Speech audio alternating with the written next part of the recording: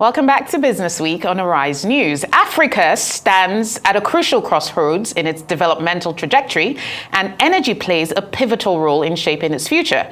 Despite having abundant renewable resources, the continent faces a significant energy access deficit, as we all know, with 3/4 of the population lacking access. Insufficient investment also compounds this issue, with the continent receiving less than 2% of global investments in renewable energy over the last 2 decades.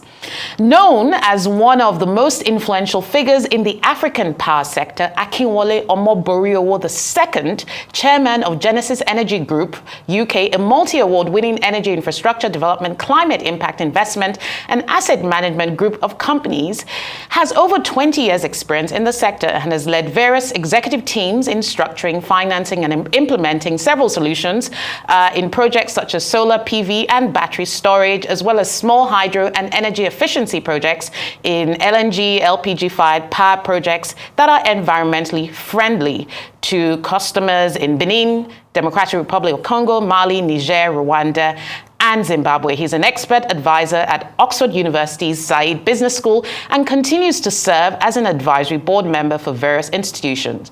He joins Arise News live from London today to talk about progress in Africa's energy transition.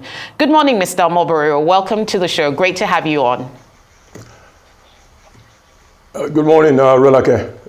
Thanks for that very generous introduction, and thanks for having me on your show. Great, thank you for your time. So Genesis Group operates in different African countries, mostly deploying gas to power and renewable solutions. And I guess for somebody who has that breadth and coverage of the continent, the first question I want to ask you is, how is Africa's energy transition going? Because we've been talking about it for years.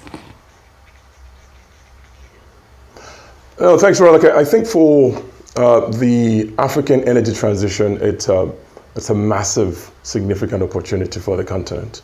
It goes beyond the necessity of clean environment, climate reduction in terms of carbon emissions. It's the direct benefit to the public, to businesses, starting with job creation. It's enormous. We have new technologies that are transforming the sector. Now you have enormity of solar PV, battery energy systems, wind, geothermal, etc. All of this require new jobs, new skill sets, new industries that can support the sector. So when you look at just during COVID alone, over about 11 million Nigerians were disenfranchised, just as an example, just by the notion of the adverse effects of COVID. Now, all of these people need jobs. So this sector is capable and is already showing that. Now, number two, innovation and entrepreneurship. When you look at what the Rural Electrification Agency of Nigeria does today, I'm just excited. When you look at the numbers of mini-grid companies, renewable energy enterprises, there are young folks, men and women, who are constantly creating new businesses and delivering electrons to our people in a clean, sustainable, and competitive way. It will shock you to learn that Africa today accounts for over 47% of female graduates in scientific courses. Now, how are we going to get jobs for these people? This is a lot of these wonderful folks who daily paying hard-earned fees to study hard and need to come out and be employed. And so in Genesis, for example, some of the things that we're doing is creating specific programs that employs women, that trains and empowers female engineers, analysts, etc. To be part of this production endeavor. So we're very excited that the African energy transition space is creating new businesses, bringing in export earning for countries. Morocco is set to export 11 gigawatt of solar-powered electricity to the UK, going over 3,400 kilometers. Yeah. Look at Namibia, green hydro. Yeah. Green hydrogen project. Okay, so thank you very much. It's very significant. Yeah, it's very significant, and it's good to see what the potential is doing. So I guess my next question, giving this potential and giving all the capacity building that the private sector is doing in the space, how would you assess African government's own preparedness for the energy transition? Are some countries far ahead in the game than others? You talked about Morocco now exporting to the UK. What about Nigeria? What about countries in sub-Saharan Africa? You've worked with all these stakeholders. How are they really preparing for this transition? Thanks, Rolake. Well, first, Morocco is preparing to export. So there's a company called Schlinks, it's a UK-based company that is partnering with them to export. I'm not sure they started exporting yet, but they will. My assessment is that most of Africa and government are taking this energy transition very seriously. For example, over 44 countries have submitted their NDC, which is nationally determined contribution to climate reduction by 2050, ultimately by 2060. Various governments have created agencies, policies, laws, presidential advisory councils to drive a raft of initiatives that will supply not just the investment within that sector, but also to regulate how people behave, how people interact, and to create a robust electricity sector on the continent. Yeah. So my assessment, for example, is if you look at South Africa, Rolake, if you look at South Africa, for example, they started out with REAP in 2011. The country is targeting over 17.8 gigawatts worth of electricity. It's shocking that you would imagine that they only just signed the Paris Agreement a few years ago. But the fact is that by practice, a lot of African governments actually has been driving this positive climate impact driven initiatives for a very long time. Yeah, thank you. Interesting you mentioned South Africa. There was a report we saw this week, I think from the Nigeria Bureau of Statistics, working with the Nigeria Electricity Regulatory Commission, NERC, that power generation in Nigeria had dropped by, I think, about 900 gigawatts. And of course, we always focus on Nigeria because of the sheer demand and the potential. But, for many, many years, we don't seem to have kind of figured out the best industry model and the best structure for our energy sector. What, in your view, you've worked with the Nigerian government, what should Nigeria's energy sector look like today to ensure long-term sustainability and energy sector security and independence for the country? First and foremost, I believe that Nigerian electricity supply industry is one of the most robust in Africa. Don't forget, in 2013, majority of the government-owned assets were privatized. So between 2013 and today, you got 11 years. In infrastructure world, that's a blip. It's not even a young industry. It's an infant industry. But even with that, the policies have been in place, the laws, the multiple governments, all successive governments have always prioritized. But I think today what is important is a liberalized Nigerian electricity supply industry. This is very important. And this is driven primarily by part of the key content of the Electricity Act 2023 signed into law by the President. And so my sense is, first, you need to make sure that for that liberalization to actually deliver electrons and the benefit of competitive price, reliable electricity to the people, you need to make sure that transmission grid extension takes place and reinforcement of the existing one. The DISCOs needs to be heavily supported. They have to extend their network, they have to reinforce it. Might I suggest, for example, as we've done in Banana Island, DISCOs may decide to distribute most of their network on 33 kV. Secondly is what you call the price reflective tariff, but frankly, it's just a commercial tariff.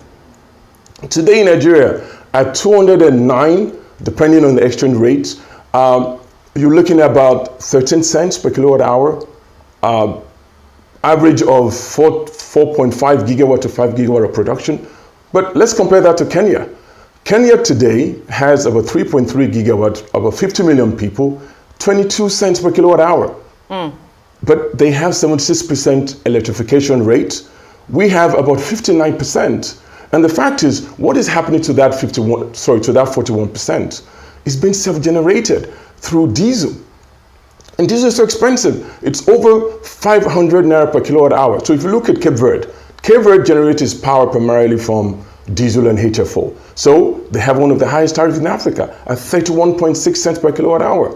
So the fact is that all of us in the public, particularly the poor, are paying a reeling under this burden of underpriced, inefficient, non-commercial tariff structure. But unfortunately, the thing is that it's not the same as going to the supermarket, right, to buy cornflakes. When you put in place the tariff, you're enabling that sector to thrive. It's going to take time for players, the distribution companies, Gencos, mini-grid developers, REA, etc., to raise capital and to deploy, to construct it. But ultimately, because it's infrastructure, if we give it time, my sense is that with a strengthened and extended grid, both disco and transmission, cost-reflective tariff, which is commercial tariff, enablement of access to the unserved, so which is what REA is doing a great job of, and so many mini-grid, including one of our subsidiaries in Banana Island. Ultimately, all of this will crystallize for us to focus on our least cost means of electricity generation. Yes, indeed. And natural gas. It's always very stark when you juxtapose Nigeria with other countries who have much smaller populations but seem to be generating a lot more at what you would consider much more competitive pricing and much more liberalized pricing market. But let's move to another issue within the energy sector. I know that Genesis does a lot of gas to power projects. And if you look at the current global gas market, there's been a huge shift since COVID, huge shift since the Russian-Ukraine crisis. So can you tell us what all of these global dynamics are doing to gas development and distribution in Nigeria, and how we can improve the gas infrastructure network, not just in Nigeria, but in Africa? We saw recently news this week of President Bola Ahmed Tinubu with his Equatorial Guinean counterpart looking at a cross-border deal for a pipeline between both countries. What do you think we can do to really boost the efficiency and functionality of our gas infrastructure? In Genesis, we believe in the notion of gas for good.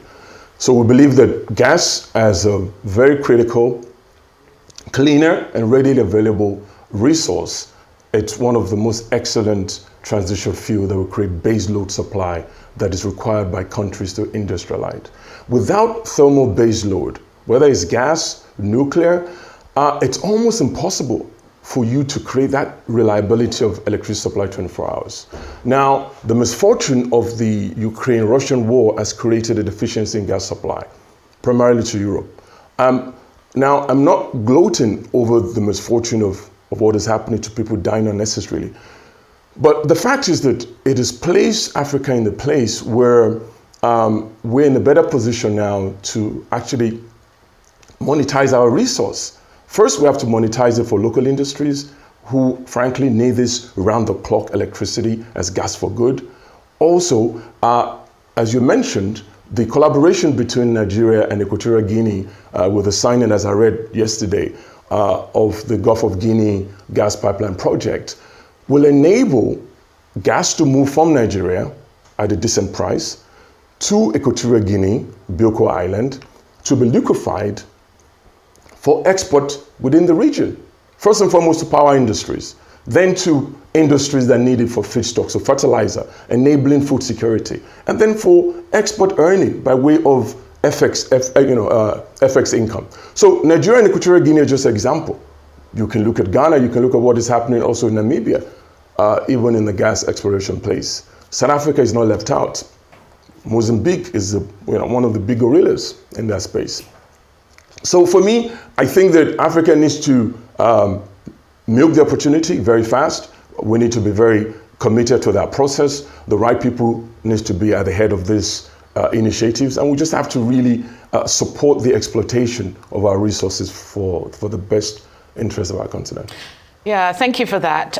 Very interesting with the spate of cross-border projects, which actually have been announced for many, many decades. Many of these beyond Nigeria, Equatorial Guinea. We know about the Trans-Sahara gas pipeline. There's a West Africa gas pipeline. Of course, South Africa, Mozambique also have a gas pipeline run by Sasol. But let's look at Nigeria's domestic gas supplies. Obviously, we have our consumer, commercial, and industrial segments who have huge demand. Many of them now are resourcing to owner-operated solutions. How can we take care of some of the domestic infrastructure bottlenecks that exist with supplying gas to commercial and industrial users? Well, Rolake, I'm not a gas distribution expert, but we're certainly one of the biggest consumers in the country. I mean, we consume over 100 megawatt of it. But from our experience, one of the things that we've seen, particularly in the upstream side where gas is produced, is producers are keen to sell their gas, but frankly, they need to have a commercially viable offtaker that also have the ability to pay. A lot of that is driven by gas power plants that are owned, that have been privatized to private entities, but for some reason or because of the dysfunctionality before in the electricity sector, unable to pay regularly. I think that's point number one. Number two, of course, is capital. If you look at how we get to the last mile customer, it will be great for us to be like Turkey, for example, is a net importer of gas, but yet has a fantastic distribution network. But to distribute gas to smaller industries, even to homes, is there a sense of distributing gas, for example, to multiple towns, cities, residential communities, and so on and so forth? Capital will be needed. Now, what is that access to capital? How much of that capital is available locally? Because if you're selling in Naira, chances are that, which means your revenues in Naira, it will be difficult for you to get funding in dollars. So how do we catalyze that local funding? And I know that I've read that the Central Bank of Nigeria has a lot of these initiatives available. So the third thing also is information and capacity. I think the capacity needs to be deliberately built. Individual companies who are very serious around investing in that space, irrespective of their financial capacity, should be sourced out. They should be mentored and supported. There has to be a deliberate approach, I think, to ensuring that the SMEs, which is the core of any economy. So if you democratize gas distribution, you have to do that with a lot of SMEs. You already have the big giant producing the gas in the upstream. You have NNPC doing a great job so far of distributing the gas, but NNPC itself is hampered by payment defaults, pipeline breakages by communities, etc. They just disrupt the supply. There's pressure issue on the line, which means that it's got to be a lot of investment needed to repair and to strengthen that line. So it's multiple things, but to break down the elephant into small pieces at a time, I would say that let's find that nexus between the producer of the gas and the direct consumer. And that can be done where smaller players who are more eager, more nimble, more willing to take risk are deliberately supported by the financial institutions, government, and the central bank. Yeah, I love the fact, Mr. Omoboriowo, that you mentioned SMEs, because one of the things that you mentioned at the top of the discussion was just the potential impact for economic empowerment and job creation. And closely linked to that is the subject of innovation and technology. We know that the SME ecosystem is a big purveyor of innovation and technology. How do you think, what are the emerging technological innovation that is likely to help Nigeria and other African countries achieve this independence, energy independence and security? And how are you incorporating some of that innovation into your operations across the continent? Yeah, I think that we've talked about it, right? So we talked about the NDC of countries who are committed to enhancing greenhouse gas emission reductions. And part of those NDCs that they've submitted also includes driving newer technologies, greener technologies. For example, we mentioned solar in your first question. We mentioned small hydro, wind, battery energy storages. And these technologies are creating new businesses. They are creating new businesses in South Africa that has the largest amount of renewable energy mix on the continent. They're doing that in West Africa, Nigeria being the biggest champion of that. They're doing that in the East Africa. Kenya primarily relies on renewable energy. And yet, even at that renewable energy sourced grid, they still have their price at 22 cents. So I think that first and foremost, the technology transformation, moving away from just thermal, diesel, and HFO and coal assets into greener and cleaner energy is already happening. It's a matter of scaling up. So there's nothing new I'm going to tell you. But secondly, in terms of Genesis, how are we applying that? Again, as I mentioned, we believe in gas for good. We believe that and so Africa has two problems. We have the access problem, which are those that actually just don't have access to any modern form of electricity, mostly within the rural commute. Then we have the availability problem. You have those that are connected to the grid, but frankly, just constant load shedding or just never have it. Now, mostly those that are connected to the grid that require power around the clock are mainly industrial functions, hospitals, hotels, etc. These are people that electrons are like blood to them. They need it 24 hours. You and I know that today, if I was to power your hospital with solar, the only way I can do that 24 hours whilst your doctors are operating in a theater. And to be sure that life is at stake and to ensure that that life is guaranteed is I need to have a massive dose of on-site storage.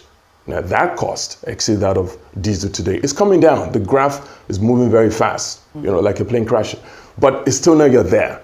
So to that extent, for us, the energy mix is still critical. For industries, for example, it was shocking. We went to Mali recently, about 2 years ago, invested in a company owned by an Abu Dhabi-based enterprise. And they've been running on 24-hour diesel. They are beneficiating on cashew. So the cashew that is farmed locally, it's processed, treated, and then exported for higher value. But a good chunk of their cost was they were running 24 hours on diesel. We went in there, assessed it, determined that solar and battery could not do the job. And so we went in together with another US company, technology, Capstone, to put in micro turbines on that site to run 24 hours on LPG. Now that's the first clean gas project in that country. Now, so that mix, it's important. But if you look at what we're doing in Zambia we recently partnered with a developer based in the US who's been developing a project for about 2 years or 3 years, and then we've come in to provide the last mile support and funding. Yeah. It's a 71 megawatt solar wind hybrid. So in Zambia, the solar irradiance, the availability of the wind share can support that sort of investment. And so we will do it there. And our funders, and don't forget, I don't have any money in my pocket. So investors that support us needs to be sure that we know what we're doing. Absolutely. And one of it is determining what works in what country, in what circumstance. Yeah, and interestingly, I love the fact that these energy solutions are actually supporting other industries like agriculture, health, as you mentioned. But you also mentioned a partner, and I wanted to just explore that as a final question. Recently, I know Genesis Energy and USAID, the U.S. Agency for International Development, signed an MOU during COP28. And part of what this MOU is meant to do is to mobilize around $10 billion for strategic climate investments in green energy and renewable energy projects. How have you harnessed some of these local and international funding sources to scale these projects? And what more can companies in your situation or African governments do to attract these innovative sources of funding? That would be my last question to you, Mr. Omoboriowo, and any closing words you also have. No, thanks, Rolake. I'll try to make it quick.